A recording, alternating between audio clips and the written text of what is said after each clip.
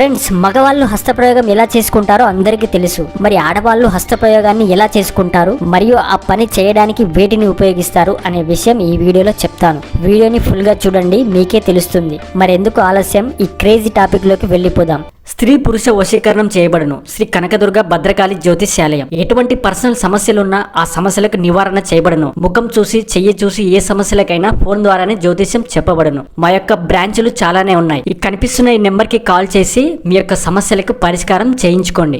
చాలా మంది బాయ్స్ కి తెలుసో తెలీదు, అమ్మాయిలు కూడా హస్తప్రయోగాన్ని చేసుకుంటారని. మరి వాళ్ళు హస్తప్రయోగం చేసుకుంటే ఎలాంటి వస్తువులను యూజ్ చేస్తారు అనేది ఇప్పుడు చెప్తాను, వినండి. మొదటగా వచ్చేవి పొడుగు వంకాయలు, రెండవది కీరదోసకాయలు, మూడవది క్యారెట్లు. ఇవి చాలా మంది మహిళలు వీటిని యూజ్ చేస్తారు. వీటితో అలా చేసుకొని సంతృప్తి చెందుతుంటారు. అర్థమైంది కదా ఫ్రెండ్స్, ఇవి ముఖ్యమైన వస్తువులు. సో వీటిని చాలా మంది ఆంటీలు, అమ్మాయిలు కూడా యూజ్ చేస్తారు. సో వీడియో నచ్చినట్లయితే లైక్ చేయండి, సబ్స్క్రైబ్ చేసుకోండి మా ఛానల్ని. మరో వీడియోతో మళ్ళీ కలుద్దాం. అంతవరకు బాయ్.